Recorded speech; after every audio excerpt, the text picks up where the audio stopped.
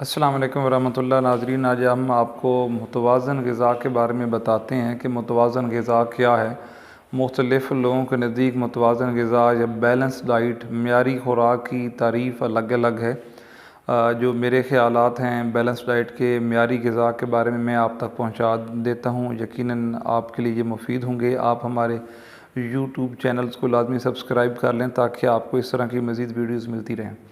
لیکن جتنی چیزیں ہم کھاتے ہیں اس کو مختلف گروہوں میں درجہ بندی کی جاتی ہے کہ ہماری جن چیزوں کو ہم کھاتے ہیں ان میں نشاست دار غذائیں ہیں جن کو ہم کاربوہائیڈریٹس کہتے ہیں، پروٹینز ہیں جن کو ہم لحمیات کہتے ہیں، لپڈز ہیں، چکنائی فیٹس ہیں جن کو ہم چکنائی بولتے ہیں، وٹامنز ہیں، فائبر ہمارے غذا کا حصہ ہے۔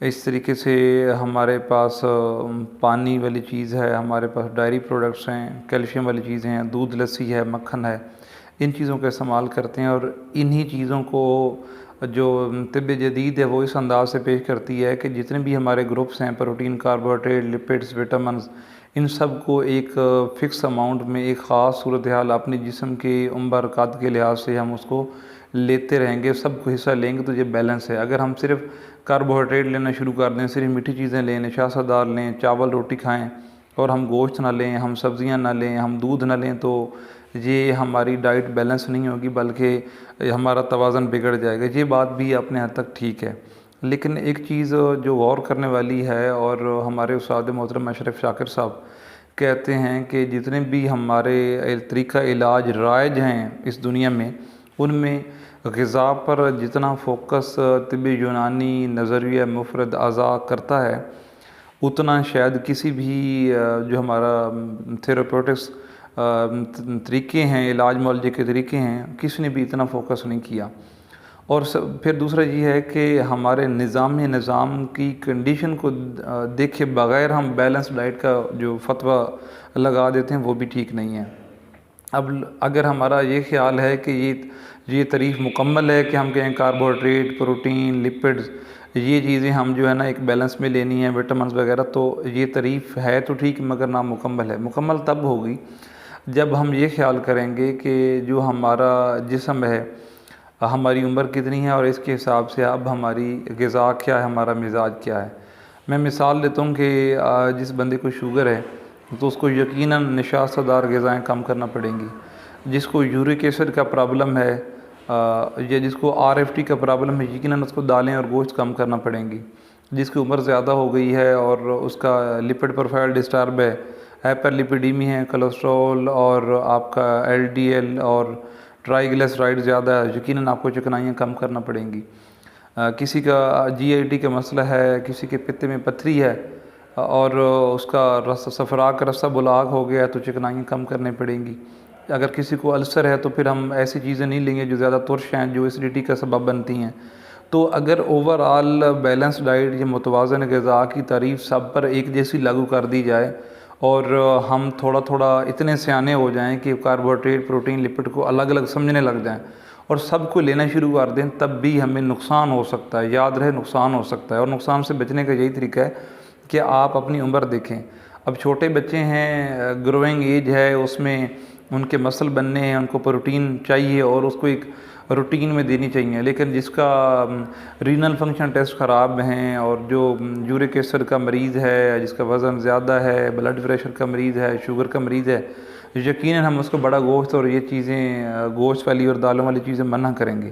تو یاد رکھیں کہ متوازن غذا آپ اس طریقے سے سمجھیں گے کہ ان میں چیزیں میں دیکھیں گے کہ ہاں جی میری خوراک میں تو گھی اچھا ایڈ نہیں تو میں دیسی گھی لے لیتا ہوں، میرے میں قدرتی کاربوہائیڈریٹ والی چیزیں نہیں ہیں تو میں کھجور، شہد لے لیتا ہوں۔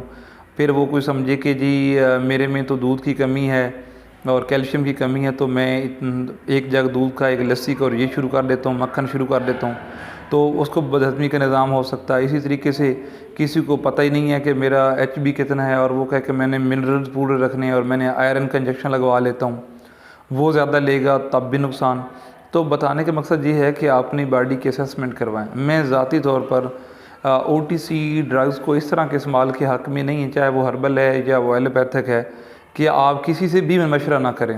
جو اب صورتحال ہے، عطائیت کا دورہ نظر آتا ہے اس دور میں بھی، تو پھر ہم یہی کہیں گے کہ آپ اپنے موالج سے چیک کروائیں، یا اپنے طبیب حکیم سے چیک کروائیں، یا آپ فارمیسی پہ جاتے ہیں تو اپنے ماہر ادویات فارماسسٹ سے مشورہ کریں، میری یہ ایج ہے، میرا یہ جینڈر ہے، مجھے کیا چیز چاہیے اور کیا نہیں چاہیے۔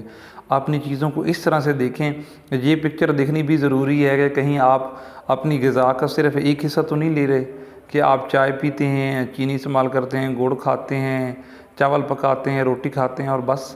اگر آپ کا یہ صورتحال ہے تب بھی نقصان دہ ہے۔ اگر آپ دبا کے دیسی گھی کھا رہے ہیں، واک نہیں کھا رہے تب بھی نقصان دہ ہے۔ صرف آپ نے اپنی باڈی کی اسسمنٹ کروائیں۔ لیکن اتنا میں ضرور کہوں گا کہ اس دور میں اگر دن میں واک کے وقت یا کھانے سے پہلے یا خاص ٹائم میں ایک اپنے مزاج کے مطابق دودھ آپ استعمال کریں، سلاد کا استعمال کریں، وہ فروٹ جس میں بہت زیادہ میٹھا نہیں ہے وہ قدرے کسی حد تک آپ زیادہ لے سکتے ہیں، اور وہ ہماری سبزیاں ان کو آپ زیادہ بھی لے لیں گے تو خیر ہے۔ لیکن اگر آپ کہیں گے کہ جی مجھے میرے مسل ویک لگ رہے ہیں تو میں فوراً سے 1 کلو گوشت کھاؤں گا تو وہ میرے مسل جان میں آ جائیں گے، ایسا نہیں ہے۔ ہمارے اندر نظام ہے، ہم نے جو بھی ڈالنا ہے ضرورت بھی دیکھنی ہے، اپنے اندر کی چکی کو بھی دیکھنا ہے کہ وہ چکی یہ پروسیس کر کے ہماری غذا کو جزو بدن بنا پائے گی۔ اس لیے حکیم اشرف شاکر صاحب یہ فرماتے تھے کہ جو معیاری غذا ہے، متوازن غذا ہے، وہ ہے جو آسانی سے ہضم ہو اس بندے کو جو وہ لے رہا ہے، اور وہ ہمارے جزو بدن بنے اور وہ ہمیں فریشنس دے اور ہماری طبیعت کو اشاچ بشاچ کر دے اور ہم صبح فریش اٹھیں۔ ان کی یہ تعریف تھی کہ وہ متوازن غذا ہے، اور میں اس سے بالکل ایگری کرتا ہوں۔ اور آپ سے بھی درخواست ہے کہ آپ دوائیں ہوں یا غذائیں ہوں، آپ اپنے معالج سے، اپنے طبیب سے، نیوٹریشنسٹ، فارماسسٹ، معالج حکیم سب سے کسی سے مشورہ کریں، ریکوائرمنٹس کے مطابق اور فریکوینسی اور ڈوز کا خیال رکھتے ہوئے لیں۔ انشاءاللہ آپ کے لیے مفید رہیں گے۔ بہت شکریہ۔